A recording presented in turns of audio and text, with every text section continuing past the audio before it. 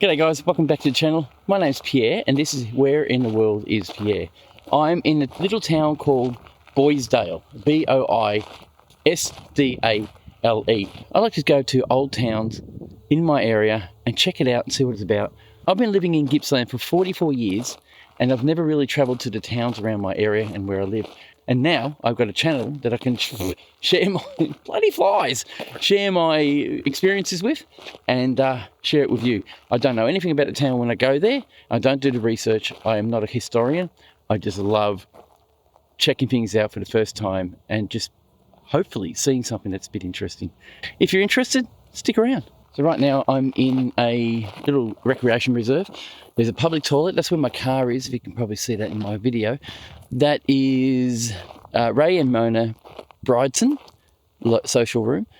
And I'm about to start walking downtown just to see what we can find. It is interesting to find towns like this and just check them out. Now, hopefully people don't mind me walking through the town with a camera and filming everything, but you know, what do you do? This town has less than 300 people living in it.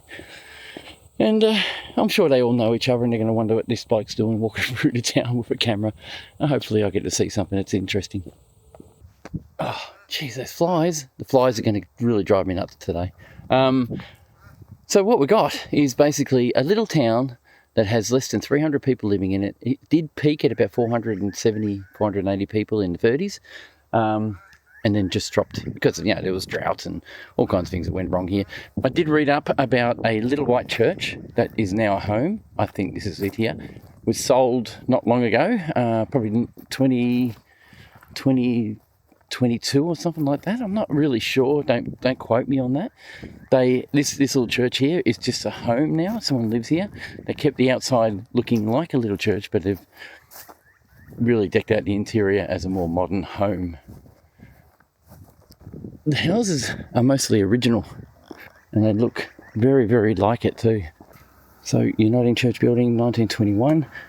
Mrs. Askin Foster donated the block of land to the Presbyterian Church. The church was officially opened on the 25th of January 1922.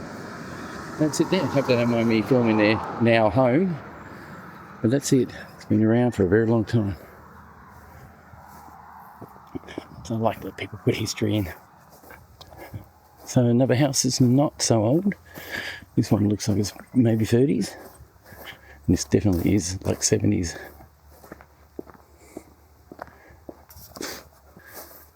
So it's a pretty good mix of different technologies and different houses within the small town. There's even a weatherboard, plasterboard, I don't know what they call it. Flies straight in my ear hole. I'd actually like to thank a viewer of this channel. Actually put me onto Boisdale. I have always wanted to come here. And he did say that they put plaques in front of their historic buildings and give us a bit of history. So really, thank you very much. I appreciate it. Don't know if you want people to know your name, but there you go. Now, I'll skip some places. Some aren't heritage listed, so it doesn't matter. Here's another one. It's the Country Fire Authority. There is a plaque here in memory of Mary Smith in recognition and appreciation of her many years of devotion, service and dedication to the Boisdale Fire Brigade.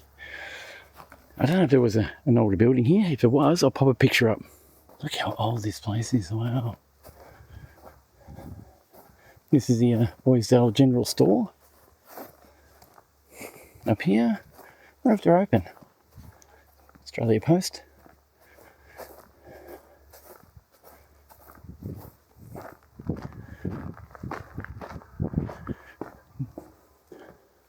I don't think so. It doesn't look like they're open at all anymore. Opening hours Monday to 12. Oh yeah, they close at 12 o'clock every day.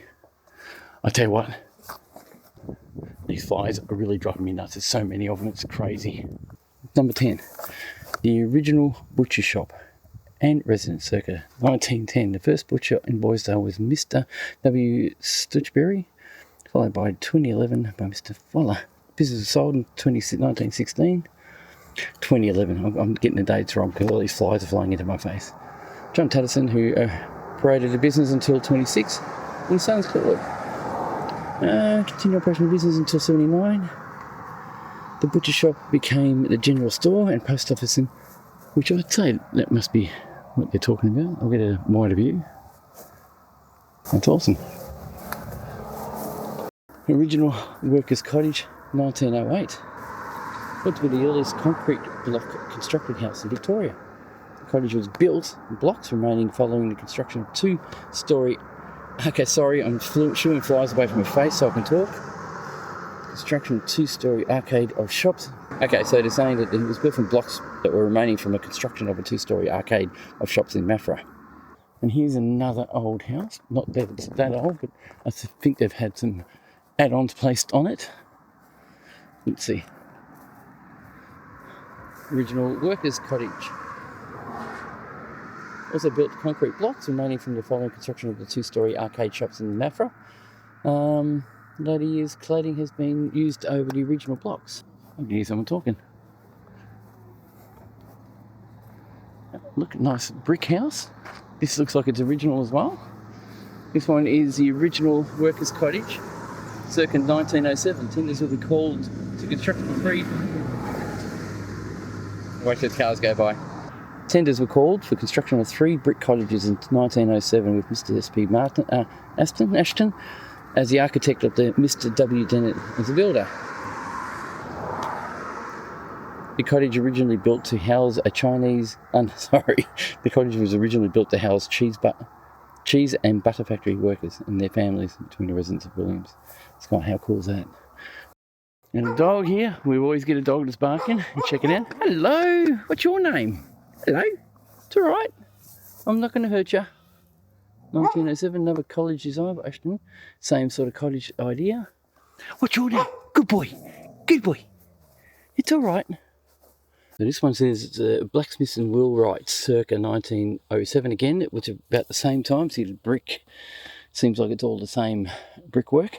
Bob Fraser was the first blacksmith and wheelwright to set this enterprising business in the township. Norman folks followed them. Pritchett ran the business for many years. Building was then sold to Scotty McCabe and finally Smitty. It was Bob Bennett in 1924. In the 20s, Mr. George Ballard conducted a men's hairdressing business. Okay, so this big old shed, look at it. Look at the power points, the power connections, the original power connections from years back. Of course, they're not connected anymore. It's all locked up with a nice coated padlock. Look at the old slats. How cool is this? The old corrugated iron. This is definitely really old and retro. It's quite gorgeous, to be honest. Check out this sculpture. It's a horse. A mechanical horse. Nice. Awesome. Okay, Boisdale Stables. Here, check this one out.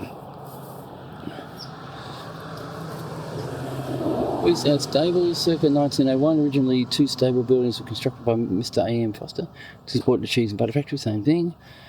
And 30 horses, up to 30 horses, wow.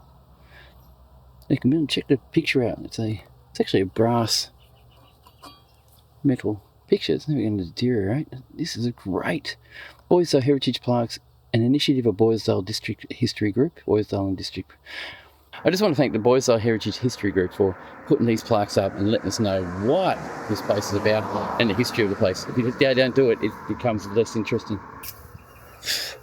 This is obviously not old. Avenue of Trees and Seats by bequest by Marie Edwards, born in Boisdale, 4th of the 8th, 1919. Who's going to find their town interesting other than someone like me? Oh, let me say this to you guys. If you want to get out. Go and have a look at towns. Check them out. You don't have to know the history, but you will learn the history as you go. Cars coming by, so I'm going to stop talking. I'm just walking out of town at the moment. I'm just going to the brag alongside, I guess. Just have a look at this church over here. I don't know if it's active. I think it might be another home, but I'm about to find out. I actually think it's a hall. It's not a church. You'd probably say a plaque or a sign up here. A couple of electric fences around here, so I'm really glad that people are still looking after their heritage and their old towns. It's really nice. I love it. So it does look like a home in the front here. Look at the fence. And they put this later, at a later date, I think. I don't know if there's a plaque here or anything like that. Yeah, there is. It is a big old church. Look at that. This fence is erected in memory of Trevor Harvey. Trevor Harvey, I used to know Trevor Harvey, but wouldn't have been this one. 1952 he died. Nicely done. Oh, there we go. St George Anglican Church, Boisdale Parish of Maffra, 2 p.m. service. So it is actually a running church. It is actually going. The pity that these churches are now shut and we can't actually go inside and have a look. We'd love to explore them a little bit because they are beautiful pieces of architecture and I really like the designs of these, even though I'm not a religious fella. It's interesting, this town has this school, which is it's a big school for a little town. So they must have a lot of people coming outside of the area from all the farms and places out there who come to this school and do their education locally. It's called the Boisdale Consolidated School. 7 little schools in one. There you go. Interesting, so that's why they do it. Hello. How you doing today? Looking good? You're looking happy? Saw you rolling around in the dirt before. Yes. Anyway, let's keep walking. So this is the old farmhouse over here, I'd say. It doesn't look like it's been really overly maintained for a while. Sorry guys, if you're watching this and you live here. Kind of does need a bit of work, really. You get a bit to that, can't you? I'd say you'll obviously have other things that's more of a priority, which is fine. And there is a plaque up here that we talk about the house in a sec. Yeah, look at a bit down. But the garden looks cute, gorgeous, beautiful. Done some work, getting it nice.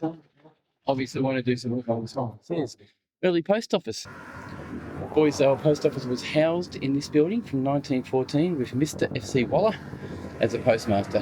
In 1917, Miss Annie Little was appointed post mistress, followed by Miss Emmy Sewell. Post office was transferred to Feldens in 1924. A market garden was established in the early 19s. A market garden was established in the early 1900s, and 3 Chinese men in a block next to the house and supplied local residents with produce, which is, I'd say, on this side. To me, it looks like a garden area. There is a plaque. Check this gum tree out. It's huge. I've never seen a gum tree grow like that before. Wow. That's kind of interesting. So I've got this little block here, which they say was the Chinese gardens for selling. Let's see, Boisdale State School site. Okay, this is the original Boisdale State School. So it wasn't a gardening or Chinese produce area. The Boisdale State School was built in the site in 1910 for £679, and the land was purchased from the Victorian Railways. The Boisdale School was closed and the building was relocated to the new site overlooking the township in 1950. The significant oak tree planted around 1910 in the rear of the site is a reminder of the former pupils' area where the horses were tethered. Alright, we're heading back. Like I said, it's a tiny town with a lot of information, which is absolutely awesome. Why can't we have this more? Okay, Boisdale School site. So a bit overgrown. Historic school site, Boisdale State School, 1910 to 1951. Well, it said 1950 on the other plaque, didn't they, when they moved it? Anyway.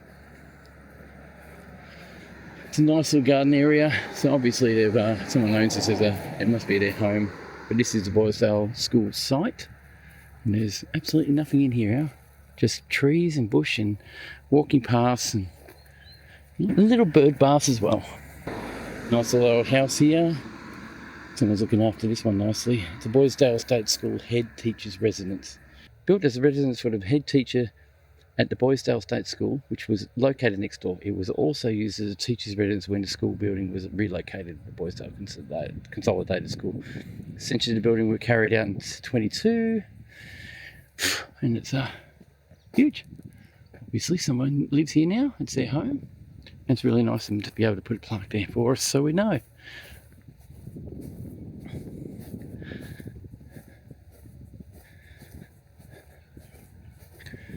Next home, look at this, another brick one, a bit like the one over there. Now I wonder where the butter factory was. Over here it says the original work cottage, another one. It's the same as the work cottages we saw walking up. Same bricks, same instruments. The cottage was constructed from bricks made at the brick kiln in Foster's Hill. It was established in 1901.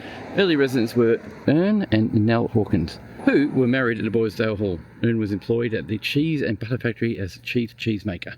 But anyway, look at this public hall. This is going. I'm going to read the plaque first. Pity it's not open. Might peek in the window though. What do you reckon? Firstly, we look at the plaque. Following community consultation, Askin Foster called for tenders to erect a recreation hall in Boisdale. The building was designed by C.H. Kane of Sale, and Mr. Buttery was a successful tender. The hall originally housed a legendary library. The building was leased in 1971 through pledge for community members to purchase from Foster's estate. Let's have a look. It's probably their major building. Quite nice, and let's get that brighter. That's better, probably easier to see. Quite nice architecture, more like a church hall. I'm going to wander through until someone tells me off. See if I can actually see in the windows. Can we see in the windows? No, it's too bright outside.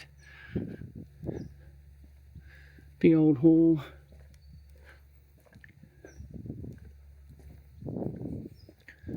Bendigo Bank, Community Bank, strictly supported communities. Look, a defibrillator.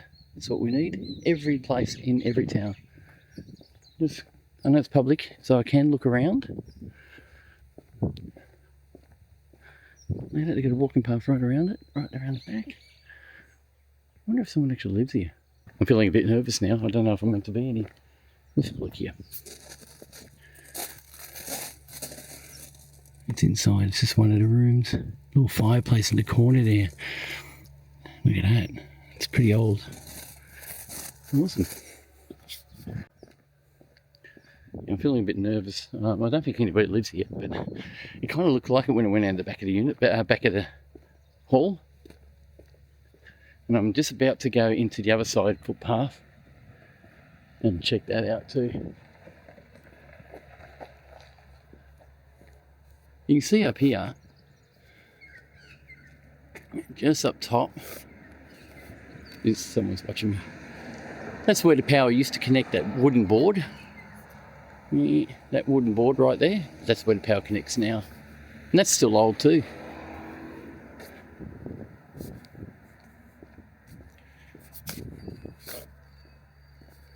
There's no path out the back.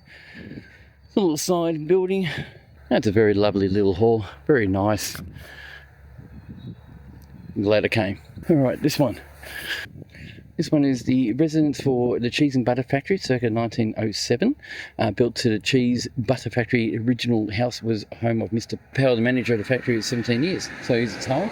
Due to the size and residence and rooms were let for local teachers to work in the area. Residents have included Mr. and Mrs. Foley, family, Jack Dell. There's a fair few people have lived here. And of course, someone owns the place now and they live here. Okay, what do we got here? This must have been the site for the old butter factory. It's got to have been. Of course, all the buildings are not here anymore, but we shall find out, won't we? I think. Shall we? Let's see. The site of the Boisdale Cheese and Butter Factory. I wonder why it's not here anymore. Circa 1921, the Boisdale Butter Factory was originally constructed by Foster Brothers to produce milk from newly established dairy farms in Boisdale Estate. The building, erected at a cost of $4,800, was impressive with the latest equipment and white marble on the floors. And wow, the building was extended to No. 5 cheese manufacturing and was achieved local flies. And has achieved local awards, international awards. Up to 15 workers were employed. The factory workers. Very interesting. I will show you a photo of where the butter factory was standing. I hope, if I can find one. It's very unusual that the big building's not here anymore. I wonder if it was made of wood, even though they said they had marble floors, which is very interesting. Anyway, we've got the big general store here. Now, there is a plaque here that looks like the housing or residence, and next to it is the actual store. In May 1902, G.H. Kane, architect of Sale, called the tenders for the erection of the brick shop dwelling and bakehouse for Mr. A.M. Foster. This was one of the first buildings erected in the township. It is now a private residence, so try not to impede on their privacy, but look at this old building.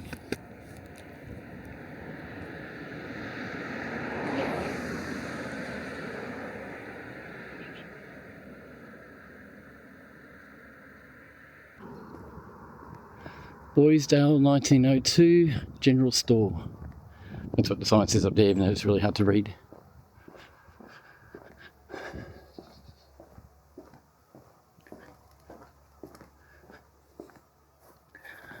Another one of the brick houses. This looks like another one of those residents for the butter factory. Ah, Boisdale Bakery. Okay.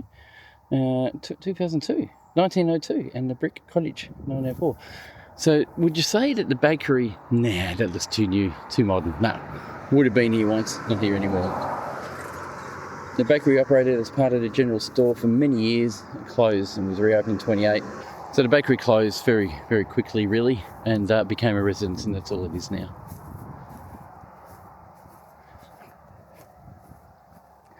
Another one. Look at the house, it looks beautiful, this one. They've done a bit of work. Original workers' cottage. Yeah, so these are the workers' cottages for the... These are the workers' cottage for the cheese and butter factory. Same thing, built in 1904. And that's about all the information they've got on that one, which is fair enough. There's a lot going on. Now I'm struggling against the cars that are driving past. It's actually quite a busy little road. There's a lot going on. Cars are driving up and down, and I've got to pause while they're burning past because it's a 60 zone, but it seems to be going much faster than that. Another original workers' cottage, 1904. The early cottage was constructed. Same thing, made of bricks. This one's been adapted or adjusted. Yeah, it's quite old. I'm sure someone lives here. The gate doesn't get used anymore though.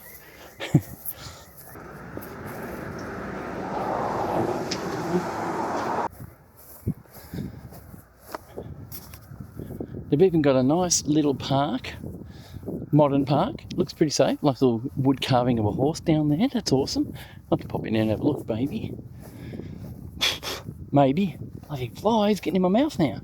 I think we've come to the end of the town. There's probably nothing more, but I'm going to go quickly look around.